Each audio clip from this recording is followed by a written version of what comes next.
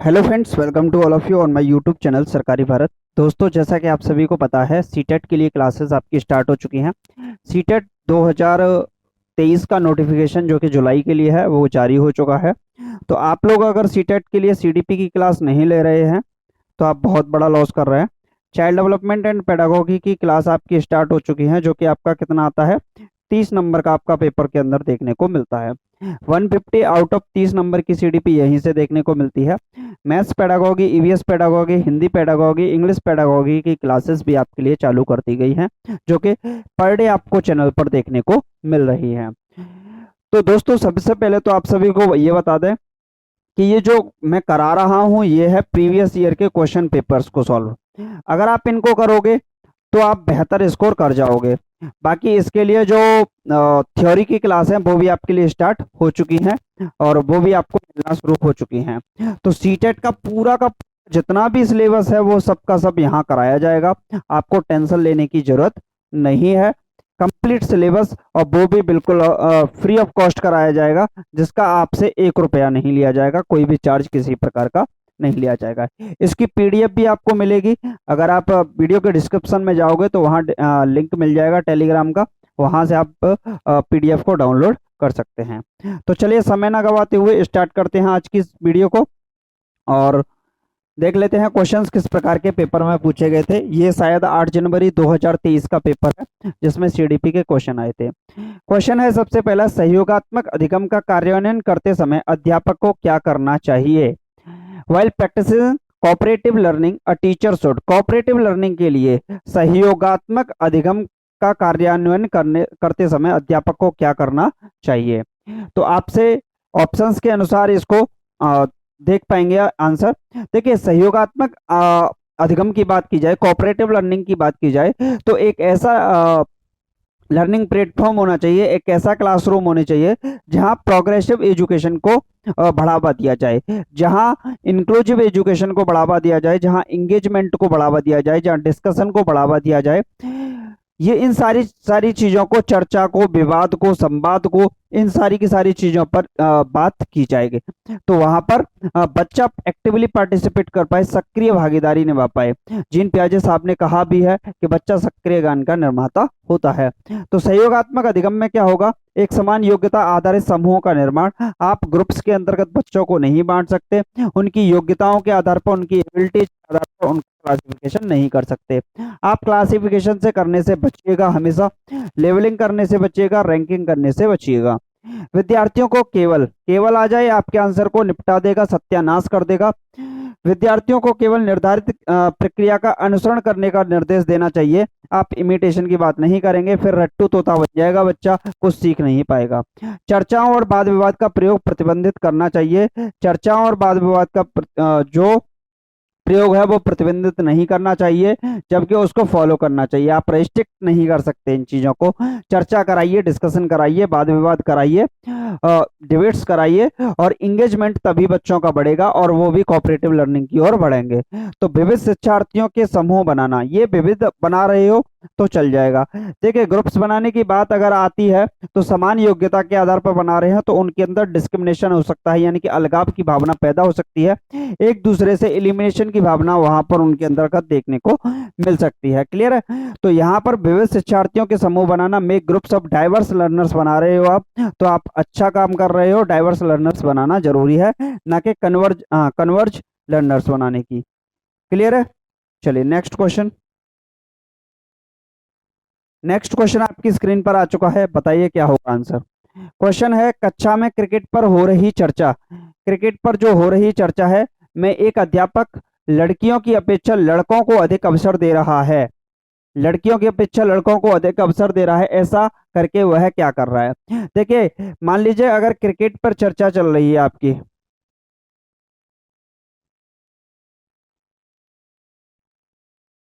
Cricket के ऊपर चर्चा चल रही है मान लीजिए, ठीक।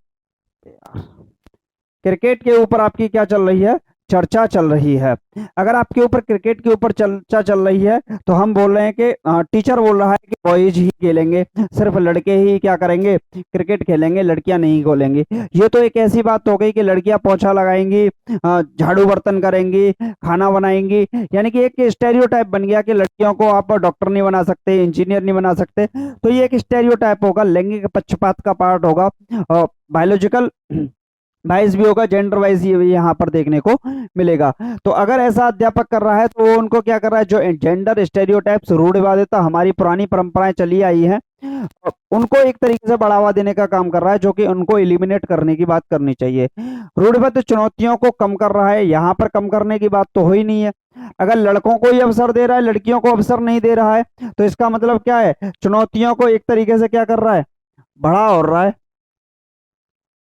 जेंडर पूर्वग्रहों का पालन कर रहा है, हाँ जी ये तो है। जो पहले नियम बना दिए गए थे समाज के द्वारा, संस्कृति के द्वारा, हमारा जो सामाजिक सांस्कृतिक जो पृष्ठभूमि है, जो हमारी सोसाइटी के द्वारा जो नियम कानून बना दिए गए, वो उन्हीं को फॉलो कर रहा है कि लड़कियां क्रिकेट नहीं खेलेंगी। तो ये आपका सेकंड वाला ऑप्शन बिल्कुल सही हो जाएगा। और जेंडर समानता का अनुसरण कर रहा है, जेंडर रूढ़िबद्ध धारणा को तोड़ रहा है, तोड़ने की बात तो यहाँ पर कहीं है ही नहीं। क्लियर है?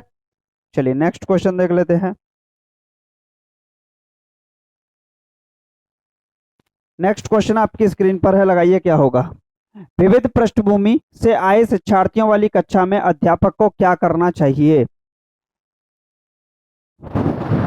विविध पृष्ठभूमि से आए शिक्षार्थियों वाली कक्षा में अध्यापक को क्या करना चाहिए? परीक्षा में उनके निष्पादन के आधार पर विद्यार्थियों के समूह बनाने चाहिए। निष्पादन के आधार पर आप उनके अंदर निष्पादन कर रहे हैं, यानी कि डिस्क्रिमिनेशन की भावना को, यहाँ पर भेदभाव उनके अंदर लाने का प्रयास कर रहे हैं। सभी से सफलता की अपेक्षा करना एवं बनाए रखनी चाहिए, ये बात बिल्कुल सही है। आप सारे के सारे स्टूडेंट से ये अपेक्षा करें कि वो एक अच्छा उनकी सफलता के लिए आप क्या करोगे, अपेक्षाएं रखनी चाहिए। विद्यार्थियों के सामाजिक आर्थिक प्रसंग के आधार पर उनका वर्गीकरण करना चाहिए। आप कभी भी बच्चों का क्लासिफिकेशन मत कीजिएगा। क्लासिफिकेशन करेंगे, रैंकिंग करेंगे, लेवलिंग करेंगे, एलिमिनेशन करेंगे, डिस्क्रिमिनेशन करेंगे, तो वो गलत होगा। मानकीकृत पाठ्यचर्या और आकलन की विधियों को अपनाना चाहिए। मानकीकृत पाठ्यचर्या ना होकर के ऐसा होना चाहिए, फ्लेक्सिबल होना चाहिए आपकी जो करिकुलम है। तो आपका ऑप्शन कौन सा हो जाएगा? सेकंड वाला ऑप्शन बिल्कुल सही हो जाएगा इस सवाल का। क्लियर है? चलिए नेक्स्ट क्वेश्चन। अब आपका समय बिल्कुल बर्बाद नहीं करेंगे भाई, क्योंकि सीधे सीधे क्वेश्चन है, इनमें भी समय बर्बाद करेंगे तो फिर तो हो गया काम हमारा। रचनात्मक आकलन। देखिए रचनात्मक आकलन कब किया जाता है? रचनात्मक का मतलब होगा एक तरीके से फॉर्मेटिव असेसमेंट। फॉर्मेटिव असेसमेंट की बात करें तो दो प्रकार का असेसमेंट होता है। एक होता है एफए, क्या हो गया भाई तुम्हें, एक हो गया आपका एफए और एक हो गया आपका एसए। एफए को बोलते हैं फॉर्मेटिव असेसमेंट, इसको बोलते हैं रचनात्मक आकलन, रचनात्मक। और एक होता है समेटिव असेसमेंट, जिसको बोलते हैं हम योगात्मक आकलन। क्या बोलते हैं? योगात्मक आकलन बोलते हैं। तो एक होगा रचनात्मक आकलन और एक होगा योगात्मक आकलन। ये आपका ड्यूरिंग द स्टडी चलता रहता है, स्टडी के दौरान चलता है ये, और ये कई बार किया जाता है। शुरू में भी किया जाता है, बीच में भी किया जाता है, लास्ट में भी किया जाता है। तो स्टडी के दौरान जो चलता है वो चलता है फॉर्मेटिव असेसमेंट, जिसे हम रचनात्मक आकलन कहते हैं। दूसरा है योगात्मक आकलन, ये बिल्कुल अंत में ली जाने वाली परीक्षाएं होती हैं एक तरीके से, तो इसे बोलते हैं योगात्मक आकलन। रचनात्मक आकलन के अंदर बच्चा एक्सप्लोरेशन यानी कि अनुसंधान करेगा, खोज करेगा, निर्माण करेगा, अपने नए नए विचार पुनरुत्पादित करेगा, इनोवेशंस करेगा, नवाचार को फॉलो करेगा, डिस्कवरी करेगा। तो ये सारे के सारे फॉर्मेटिव असेसमेंट यानी कि रचनात्मक आकलन के हिस्से होंगे। केवल सत्र के आरंभ में होता है, ये तो गलत है। ये आपका ड्यूरिंग द स्टडी चलता है, यानी कि स्टडी के दौरान चलता है। शुरू में भी होगा, बीच में भी होगा, लास्ट में भी होगा। सभी विद्यार्थियों के लिए पूरे सत्र के दौरान, तो ये तो बात ठीक ही लग रही है। केवल सत्र के अंत में नहीं होता, सत्र के अंत में तो क्या होता है, ऐसे होता है समेटिव असेसमेंट, योगात्मक आकलन होता है। केवल उन विद्यार्थियों के लिए जो अधिकतम चुनौतियों से जुड़ रहे हैं, उन्हीं के लिए क्यों हो, ये सभी के लिए चलता है फॉर्मेटिव असेसमेंट। तो ये क्या है, सभी विद्यार्थियों के लिए पूरे सत्र के दौरान ये चलता रहता है, जिसे हम फॉर्मेटिव असेसमेंट का पार्ट कहते हैं। Through out the session of for all students. चलिए नेक्स्ट क्वेश्चन देख लेते। नेक्स्ट क्वेश्चन आपकी स्क्रीन पर है। निम्नलिखित में से कौन सा प्रश्न समालोचनात्मक चिंतन का को समन्वित करता है? समालोचनात्मक चिंतन यानी इसको बोलते हैं क्रिटिकल थिंकिंग। क्रिटिकल थिंकिंग को करता है। देखिए समालोचनात्मक चिंतन से जब भी आपका प्रश्न पूछा जाता है, समालोचनात्मक चिंतन यानी कि क्रिटिकल थिंकिंग से, यहाँ जो भी प्रश्न होगा उसके डिफरेंट डिफरेंट आपके आंसर होंगे, कोई एक एग्जैक्ट आंसर नहीं होगा। यानी कि आपका एक ही आंसर है तो आप उसे क्रिटिकल थिंकिंग का पार्ट नहीं कहेंगे। जैसे मैंने आपसे पूछा भारत की राजधानी क्या है, तो आप लोग बोलोगे दिल्ली है, तो ये क्रिटिकल थिंकिंग का पार्ट नहीं होगा। श्रीलंका की राजधानी क्या है, जयवर्धनेपुर कोट्टे कोलंबो, तो ये इसमें सोचने की मुझे कोई जरूरत ही नहीं पड़ी। यहाँ मेरी थिंकिंग का कुछ यूज ही नहीं हुआ, जो मुझे रटा पड़ा था वो मैंने आपको बक दिया। भारत में अध्यापक दिवस कब मनाया जाता है? 14 सितंबर को, 5 नवंबर को, जो भी हो, मेरे को रट्टा पड़ा था, मैंने बक दिया। एक बार में एक आंसर दे दिया, दूसरा आंसर दे नहीं सकता। एशिया का सबसे बड़ा शहर कौन सा है, तो किस देश का है, ये भी आपसे पूछ सकता है। तो ये भी मैं आपको नहीं बता सकता क्योंकि एक ही आंसर है, एक लाइन में आंसर है। आप अपने शहर में पानी की कमी की समस्या को कैसे सुलझाएंगे?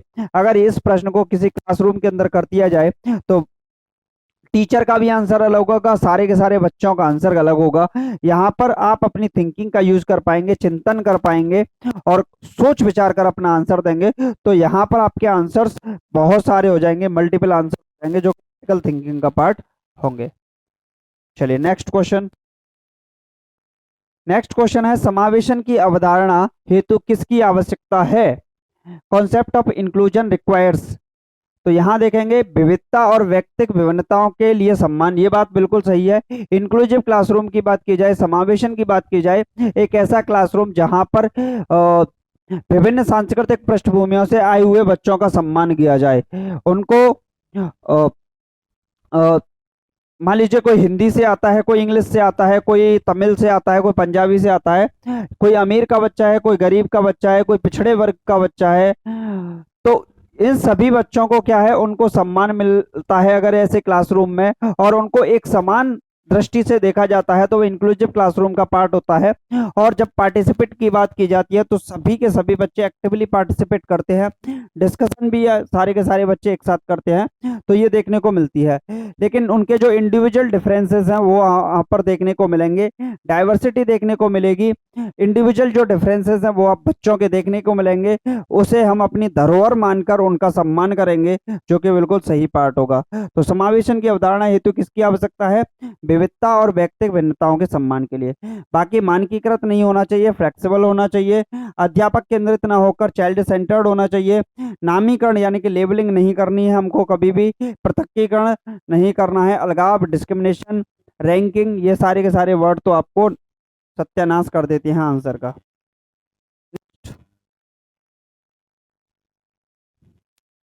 क्वेश्चन है पठन वैकल्य किस क्षेत्र के प्रत्यक्ष रूप से चुनौती प्रस्तुत करता है? पठन वैकल्य के अंदर बात करें तो यहाँ पर जो चुनौती करेगा ये पढ़ने और लिखने की बात पे करेगा। क्लियर है? पढ़ने पर और लिखने पर, इन दो पे ही करता है। तो भावात्मक रूप से, इमोशनल रूप से नहीं करता, शारीरिक रूप से नहीं करता, सामाजिक रूप से नहीं करता, लिखित विषय वस्तु के बोध में करता है, जो कि फोर्थ ऑप्शन आपका बिल्कुल सही हो जाएगा। बहुत आसान सवाल है। चलिए नेक्स्ट क्वेश्चन। स्वलीनता ऑटिज्म से आपका प्रश्न पूछा है। इस बार ऑटिज्म से कई क्वेश्चन आए थे, हर पेपर में क्वेश्चन पूछा गया था। स्वलीनता यानी कि ऑटिज्म से ग्रस्त विद्यार्थियों में हालांकि कुछ क्षेत्रों में चुनौतियों का सामना करते हैं, लेकिन उनके पास फिल इन द ब्लैंक का मजबूत पक्ष भी है, अध्यापक जिसका इस्तेमाल शिक्षण अधिगम प्रक्रिया में कर सकते हैं। तो ऑटिज्म का मतलब होता है बच्चा लंबे समय तक अपना ध्यान केंद्रित नहीं कर पाता, आकुल हो जाता है, व्याकुल हो जाता है।